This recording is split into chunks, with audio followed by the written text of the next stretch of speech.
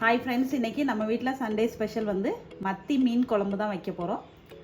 வாங்க அது எப்படி செய்யலான்னு வீடியோக்குள்ளே போய் பார்க்கலாம். சூப்பராக கேரளா ஸ்டைலில் நம்ம செய்ய போகிறோம்.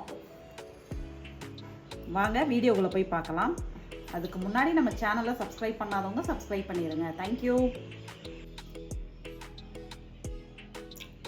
மீன் குழம்பு வைக்கிறதுக்காக இப்போ பாத்திரத்தில் எண்ணெய் சேர்த்தாச்சு. இப்போது வெந்தயம் சேர்த்துக்கிறேன், வெங்காயம் சேர்த்துக்கிறேன், பச்சை மிளகாய் சேர்த்துக்கிறேன்,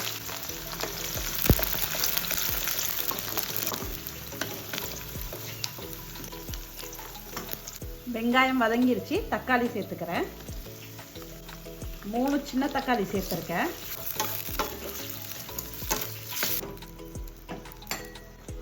தக்காளி போட்டோன்னே இஞ்சி பூண்டு வந்து தட்டி வச்சுருக்கேன், இதை சேர்த்துக்கிறேன்.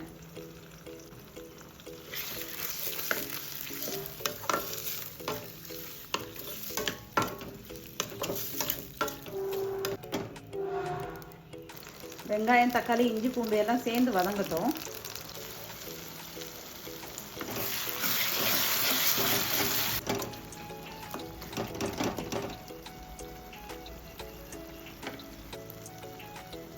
இப்போ உப்பு சேர்த்துக்கிறேன்.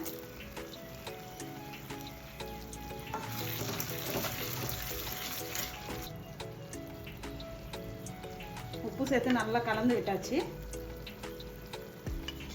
நெக்ஸ்ட் ஸ்டெப் என்னன்னா, உப்பு போட்டதுக்கப்புறம் மிளகாய் தூளும் மஞ்சள் தூளும் இப்படி தண்ணி ஊற்றி கரைச்சி வச்சுக்கிட்டேன், இதை சேர்த்துக்கலாம். நம்ம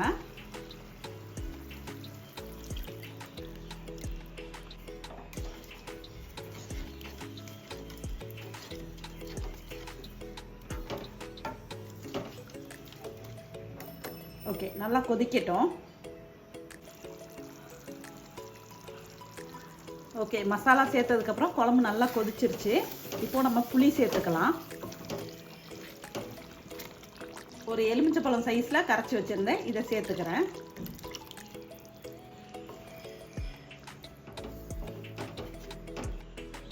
கொதிக்கட்டும். புளி சேர்த்ததுக்கப்புறம் குழம்பு நல்லா கொதிச்சிருச்சு, புளி வாடையெல்லாம் போயிடுச்சு. இப்போது நம்ம மீன் சேர்த்துக்கலாம். மத்தி மீன் தான் சமைச்சிட்ருக்கோம். மத்தி மீன் வாங்கும்போது சின்ன பாறை மீனும் கிடச்சிது நமக்கு. இது எல்லாத்தையும் சேர்த்துடலாம். நம்ம பாறை மீன்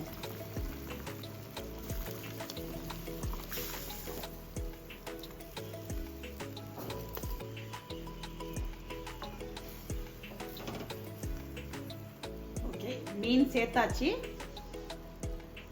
ஒரு கொதி வரட்டும்.